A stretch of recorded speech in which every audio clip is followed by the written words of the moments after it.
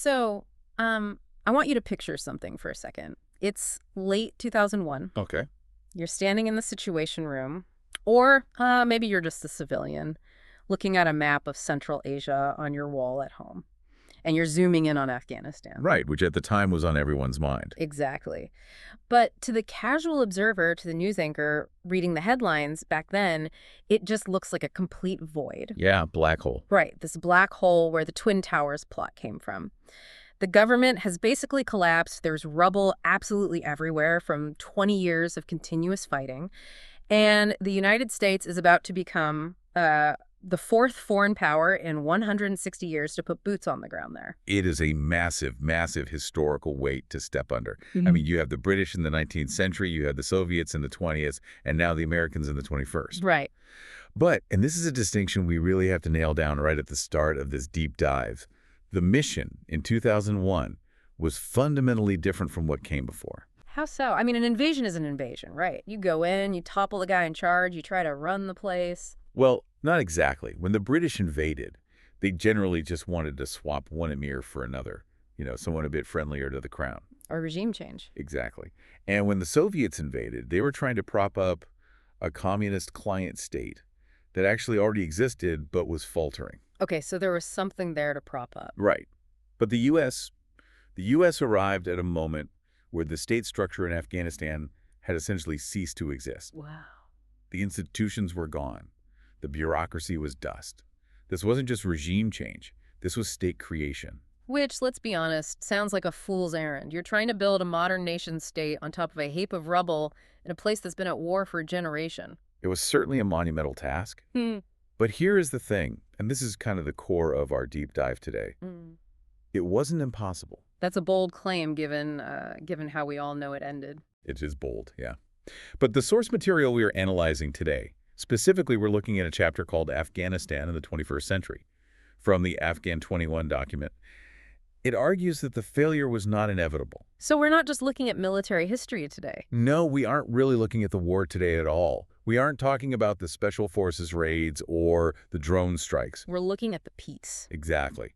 We are looking at how a lightning-fast military victory in 2001, which actually saw genuine optimism from the Afghan people, was slowly strangled into this grinding insurgency by 2006. So we're dissecting the missed off-ramp. Yes. We're looking at the specific decisions, the sociological, political, and structural choices that turned a real window of opportunity into a disaster. Okay, let's start with the landscape in 2001.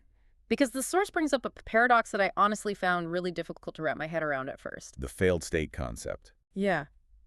It describes Afghanistan as a failed state, which, is obvious. The Taliban wasn't really running a government so much as a strict religious police force. But then the source insists it was not a failed nation. That distinction is the key to the whole puzzle. If you miss that, you miss everything. Break that down for me, because usually when a central government collapses, I think of Yugoslavia in the 90s, the nation fractures. Right, balkanization. Yeah. Serbs go one way, Croats go another. The map gets totally redrawn. Correct. In a failed nation, the different groups decide they just can no longer live together. They take their ball and go home to form their own smaller ethno-states. But that didn't happen in Afghanistan. Why not, though? Despite the brutal civil war in the 90s, despite the ethnic fractures between Pashtuns, Tajiks, Uzbeks, Hazars, no one wanted to break the country apart. No one. And the author uses a fantastic analogy here that really clarifies it. Think of Afghan leaders as poker players sitting around a card table. Okay, I'm with you. They might hate the hand they've been dealt. They might want to cheat. They might actively want to kick the guy across from them under the table. They definitely want to win the pot. Right. But, and this is vital, they do not want to flip the table over. Because if you flip the table, the game ends. Exactly. And nobody wins anything. So they want to capture the state, not dissolve it. Precisely. And the source outlines 4 really interesting reasons for this, what they call unity via pragmatism. Let's hear them. First, you have the Central Asian view of ethnicity. In that part of the world, multi-ethnic empires are the historical norm. You don't necessarily link your ethnicity to your nationalism in the strict way a Western European might. So it's not a binary choice. Right. You can be a proud Tajik and a proud Afghan simultaneously. It's a layered identity. Okay, so what's the second reason? Sheer survival. Look at a map.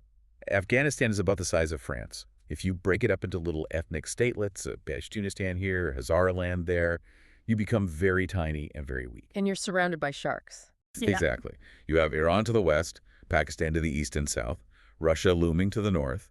If you fragment, those neighbors will eat you alive.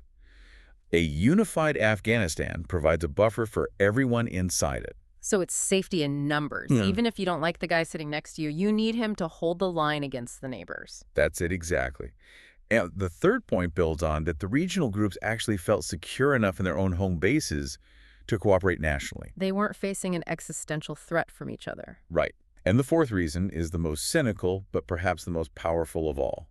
Smuggling. The economic engine? Yes. You cannot run a profitable smuggling operation across the Duran line into Pakistan if the border disappears because your region just joined Pakistan. Wow. So you need the border friction to make the money. You do. Yeah. So, ironically, corruption and the black market help keep the nation physically intact. That's strangely reassuring, I think. It's dark, but it implies a deep structural stability. It does. So we have this nation that wants to stay together, but the mechanism to run it, the state itself, is totally broken. And entered the United States in late 2001.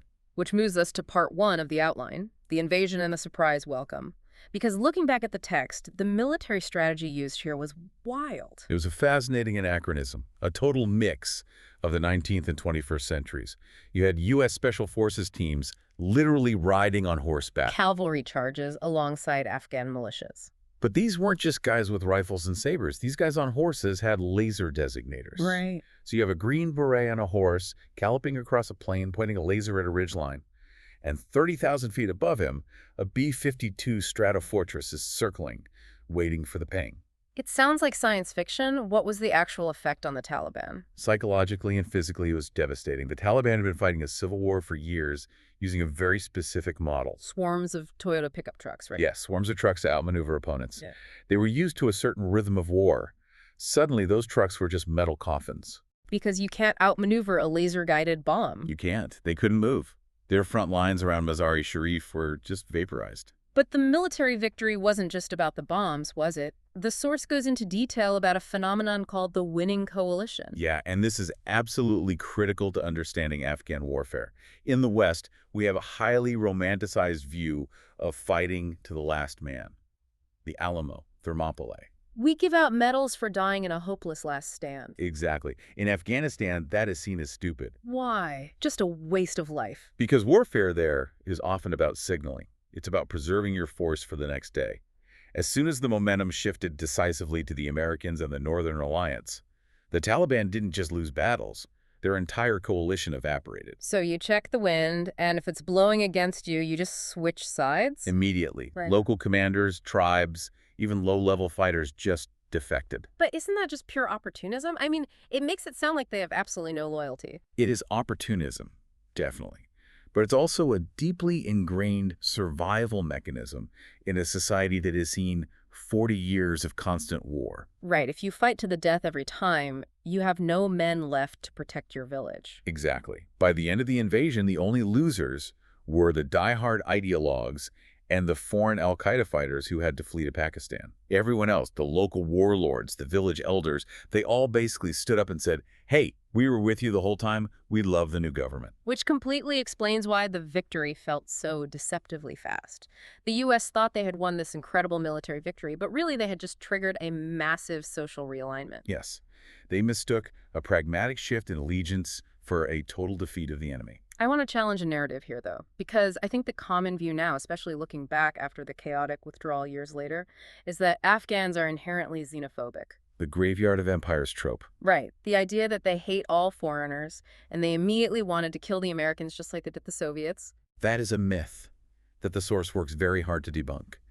The reality in late 2001 was starkly different from that. So what was the reality? The majority of Afghans adopted a wait-and-see attitude.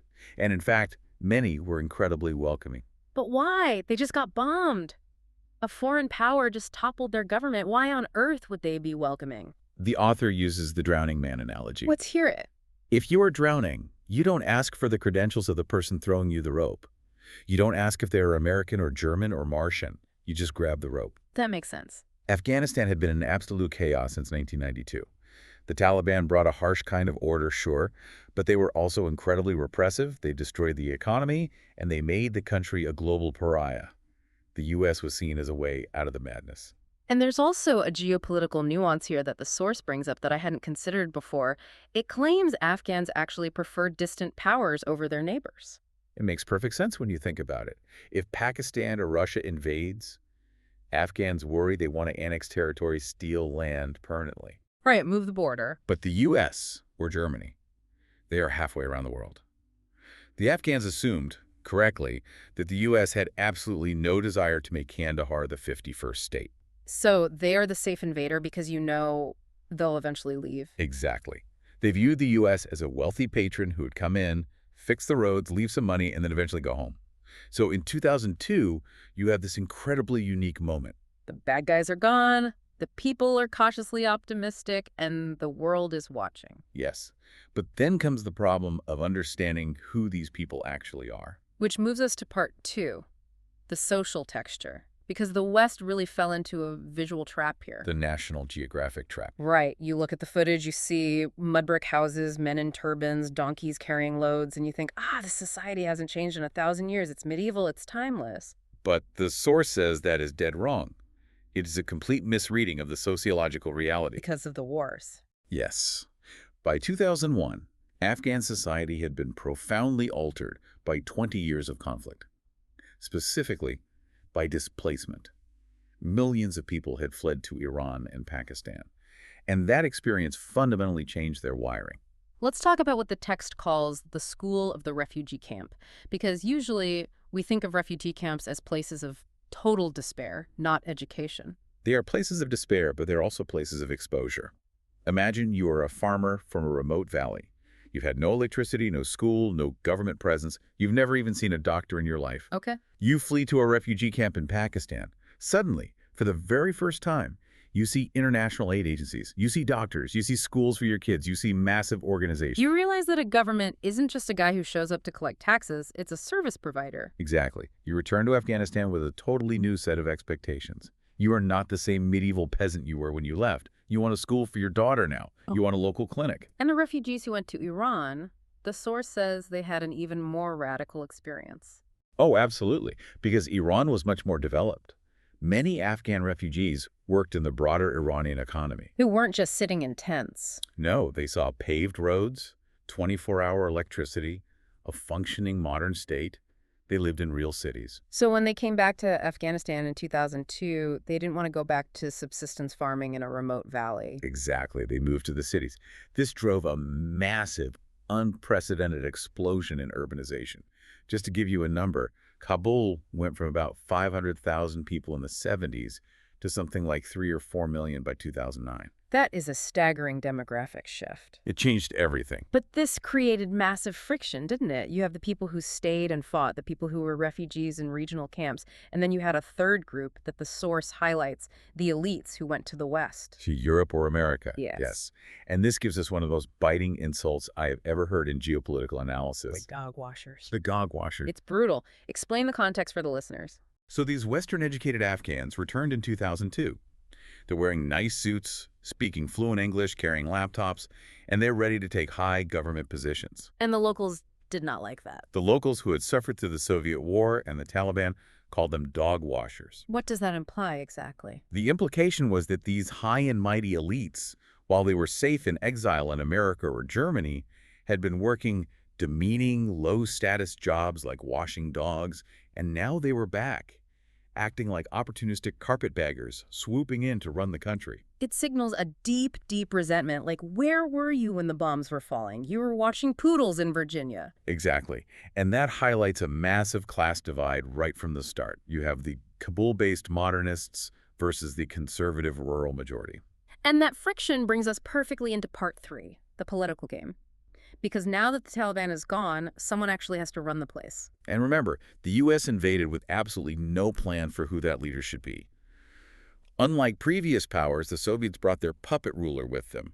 The U.S. had to figure it out on the fly. So they convene the Bonn Conference in Germany in late 2001. Right, to basically perform a forced marriage of all these different Afghan factions. And this is where the political sausage gets made. The Northern Alliance, primarily the Tajiks and Uzbeks, had won the war militarily. They held Kabul. They were the ones marching in the streets.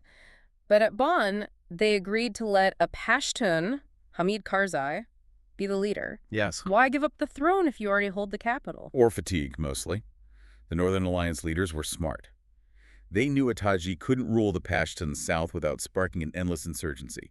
They needed a Pashtun face to unify the country. Okay, that makes strategic sense. But the choice of Karzai specifically, that requires us to understand a deep tribal dynamic that the source goes into. We have to talk about the Durrani versus the Ghilzai Pashtuns. Now, hold on. This sounds like some deep inside baseball. Does the average Afghan actually care about this 19th century tribal lineage stuff? Or is this just something Western anthropologists obsess over? It is the absolute secret code to understanding Afghan politics. You cannot understand the Taliban or Karzai without it. It's not just ancient history. It's how they organize their society today. Broadly speaking, the Pashtuns are divided into two huge confederations, the Ghilzais in the east and the Durranis in the south. And the source says they have very different vibes, for lack of a better word. Very different. Think of the Ghilzais as the Spartans. Hardcore warriors. Yes. They are egalitarian, they are warriors, they are risk-takers. Their leadership is strictly meritocratic. Yeah. You lead because you are a good fighter or a highly effective mediator. And if you fail, you're out. Historically, they produced the military leaders and the revolutionaries. Mullah Omar, the head of the Taliban, he was a Ghilzai. Hekmatyar, the famous warlord, Ghilzai. Okay, so the Ghilzais are the fighters. What about the Durranis? The Durranis are the Athenians. They're the aristocrats. They are hierarchical, they are major landowners, they are diplomats, they are the state people. The ones who run the bureaucracy. Exactly. Historically, they produce the kings. They are highly risk-averse. They survive by making deals, not by charging into battle. So when the international community is sitting in Germany looking for a leader in 2001, they aren't looking for a warrior. No, they are looking for a diplomat. They want someone who looks presidential in a Western sense. Exactly. And Hamid Karzai was a Populzai Durrani. He had actual royal lineage. He fit the exact template of a restoration ruler. He was skilled in the arts of peace. He spoke English beautifully. He could charm Western donors. He was the guy who could cash the checks from the international community. He was. But the source contrasts Karzai with another figure, a man named Abdul Haq, to really illustrate the difference in these styles. It's a tragic what-if scenario, isn't it? It is. Abdul Haq was a classic Ghilzai-style leader, brave, impetuous. He entered Afghanistan in late 2001 without any real international support, trying to raise rebellion against the Taliban from the inside. Very high risk. And high cost. He was captured and executed by the Taliban almost immediately. Karzai, on the other hand, was cautious. He stayed out of the country until he had American protection. He waited for the right moment. He survived? He survived and became president. So the analysis here is that Karzai was chosen not because he was a strong warlord who could command the country by force, but because he was the indispensable man for dealing with the West. Precisely. He was the interface. Yeah. But this sets up a fatal flaw. You have a diplomat leader placed in a country that fundamentally respects strength. You have Durrani trying to rule over Ghilzais who immediately see him as weak. And then compounding that, you have the structure of the government itself. Right. Which brings us to part 4. Structural failures. This is where I want to get into the nuts and bolts of the text, because reading this, it seems like the system was rigged to fail from day one. This is where the international community really, truly fumbled the ball. The UN and the US were in a huge hurry, and they decided to restore a highly centralized state model. Based on the old monarchy, right? Yes. They looked at the old Afghan constitution, specifically the 1964 constitution, and said, great, let's just do that again. But why was that a mistake? I mean, if it worked for the king in 1964, why wouldn't it work for Karzai in 2002? Because the country had fundamentally changed. After 25 years of war, the regions were highly autonomous. Herat was basically doing its own thing in the West. The North was doing its own thing. They wanted federalism. Yes, they wanted local control. They wanted to elect their own local governors. But instead, this new constitution made the president responsible for everything. Define everything in this context. I mean, Karzai was responsible for appointing every single provincial governor, every local police chief, and literally signing the checks for every single school teacher in every remote village across the entire country. That sounds like a logistical nightmare even for a highly developed country. Right? Imagine trying to do that in a country with no phone lines, destroyed roads, and a ruined banking system. It's structural suicide. It created a massive, impossible bottleneck. So if the center is bogged down, the whole country freezes. Exactly. If the office in Kabul fails to sign a paper, the teacher in Kandahar doesn't get paid and doesn't eat. And when the teacher doesn't eat, the state immediately loses legitimacy. It concentrated all the power in Kabul, which meant if Kabul was weak, the whole country was weak. Now, to legitimize this extreme centralization, they used a mechanism called the Loya Jirga, the Grand Assembly. Yes. Now, I always thought, based on news reports, that the Loya Jirga was this ancient, sacred Afghan democratic tradition, like a pure grassroots form of democracy. That is exactly how it is marketed to the West. But the source argues compellingly that it is an invented tradition. Really? Yes. Historically, Afghan kings used the Loya Jirga not to debate policy or seek consensus, but simply to ratify power they had already seized by force. It wasn't a parliament where you argue. It was theater where you applaud the victor. So it's essentially a rubber stamp. Largely, yes. And in 2002 and 2004, it was used exactly that way to validate the deals that had already been made in Bonn. The source mentions some pretty theatrical details from those assemblies. Well, it was heavily managed. There were walkouts, there were backroom deals, microphones were literally cut off when certain delegates raised objections. Oh. They even forced the withdrawal of the old king, Zahir Shah, humiliating him just to ensure Karzai was installed smoothly. It showed the Afghans very clearly that this new democracy was being managed from behind the curtain. The outcome was completely predetermined. And speaking of managed democracy, we have to talk about the voting system they set up, the single non-transferable vote, or SNTV. The source goes into deep detail on this, and the math is just mind-boggling. It was a disaster of design, absolute disaster. Karzai hated political parties. He thought they were inherently divisive, and they reminded him of the communist era. So he essentially banned them from the ballot. So candidates had to run as independent individuals. Yes. So instead of voting for, say, the Conservative Party or the Liberal Party, where you generally know what they stand for, you're voting for just a guy. You're voting for a face. In Kabul, the ballot was quite literally the size of a phone book. Pages and pages of names and photos. You had hundreds of candidates running for just a few seats. And because the vote was so diluted across hundreds of candidates, you get what the source calls the lottery effect. Exactly. How bad was this effect in practice? Let's look at the numbers. In some provinces, the winner might get a seat in parliament with less than 10% of the total vote. Wait, do the math for me on that. That means 90% of the people in that district voted against the guy who won. Correct. Or at least they voted for someone else. That's insane. It meant the parliament had almost zero real legitimacy. It was a fragmented mess of warlords, local power brokers, drug dealers, and a few sincere reformers.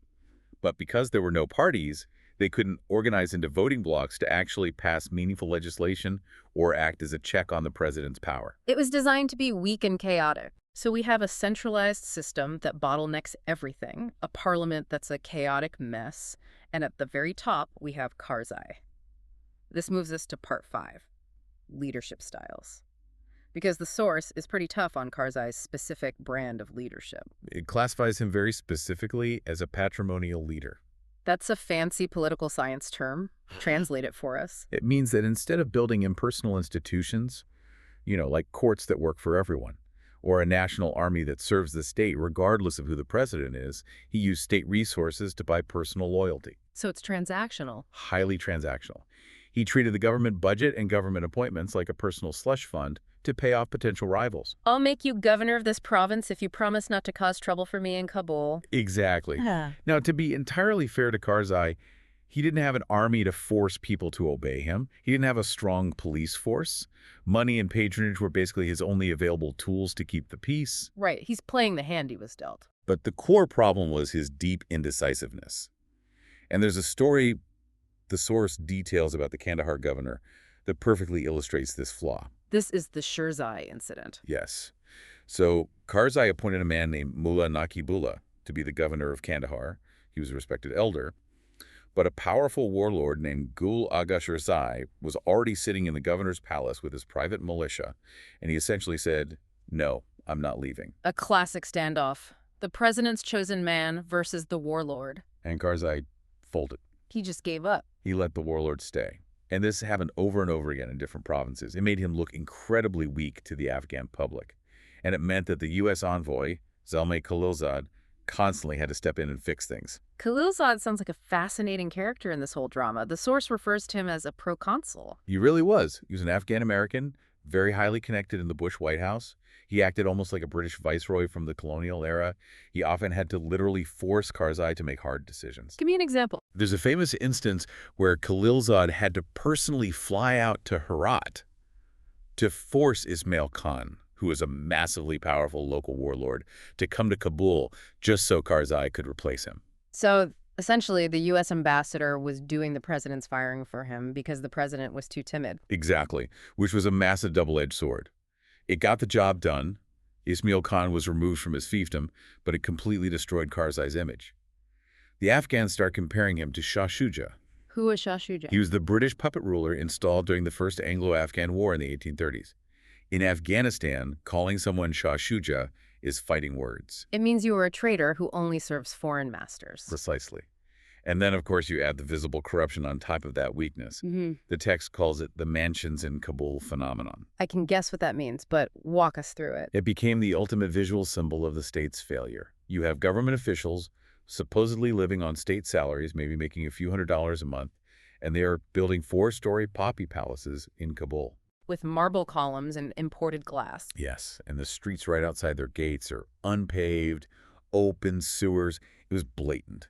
And Karzai wouldn't fire them. He'd just shuffle corrupt governors around to different provinces. It's the visual definition of a kleptocracy. It completely destroyed the government's moral authority. An Afghan villager looks at that and thinks, why should my son fight for this government? Why should I pay taxes to these thieves? But we can't just lay all the blame on Karzai. That feels way too easy. Which brings us to the other side of the coin. It was an international failure, specifically an American one.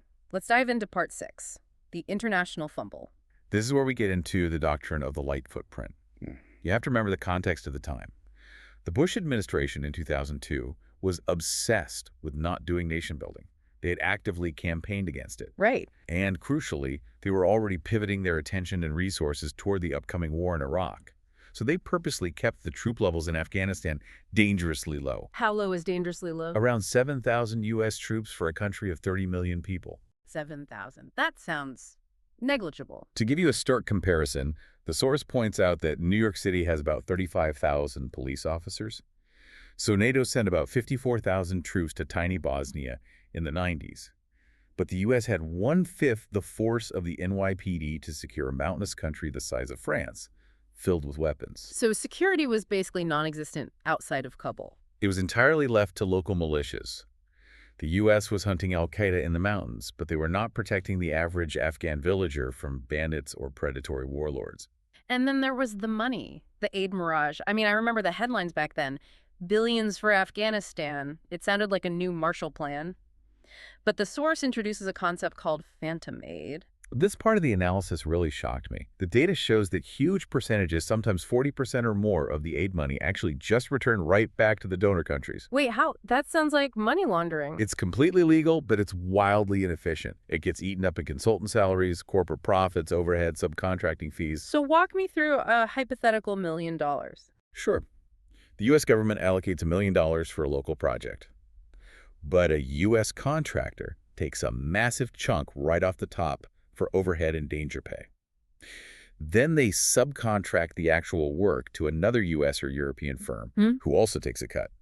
Then they have to hire an expensive private security firm just to move the materials. Wow. By the time that money actually hits the ground in Kandahar to buy concrete and pay local workers, it's just a trickle. And on top of that, the text says they actively bypass the Afghan government, right? Yes, because the international donors didn't trust the Afghan government not to steal the money, which, given the mansions in Kabul we just discussed, was a somewhat valid fear. 75% of the aid money went through NGOs or private contractors into the state ministries. So if a new school gets built in a village, it has a USAID logo or a foreign NGO logo stamped on it, not the Afghan flag. Exactly, and that completely undermined the state's ability to buy legitimacy.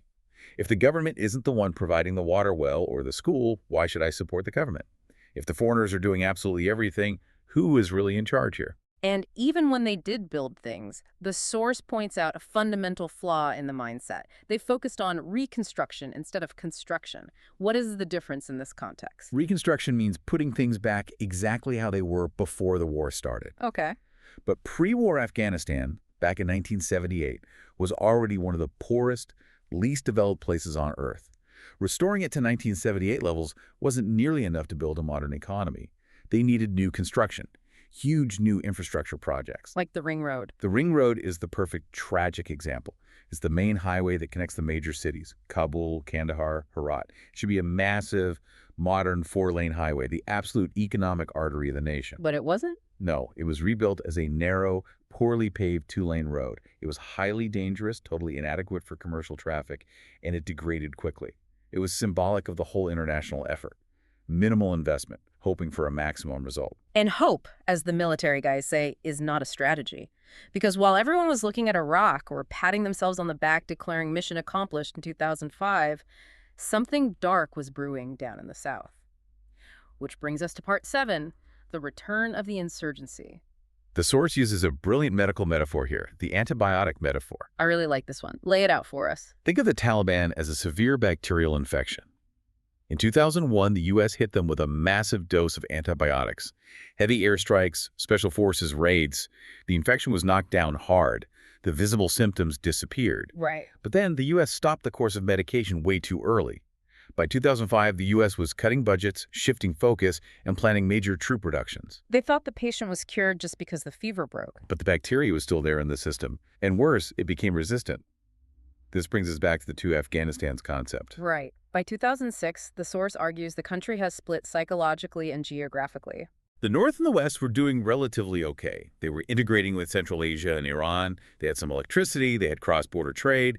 The people there had absolutely no desire to go back to war. But the South and East, the traditional Pashtun belt, was a completely different story. Totally unstable. Huh? Neglected. And increasingly relying on the opium trade to survive. But why did the South revolt? Was it just that they missed the strict religious rule of the Taliban? Not at all. It was a direct reaction to the utter failure of the Karzai government. There was no security. There was no justice system. The local police forces were often predatory. They were robbing the exact people they were supposed to protect. So the people were desperate. And the Taliban recognized this and reinvented themselves. How so? Did they moderate? They pivoted their messaging. They realized that measuring men's beard lengths and banning kite flying was deeply unpopular. They knew they had lost support in 2001 because they were too strict. So they started talking less about strict Sharia law and more about pure nationalism. Expel the foreign invaders. Yes. Drive out the corrupt puppet government in Kabul.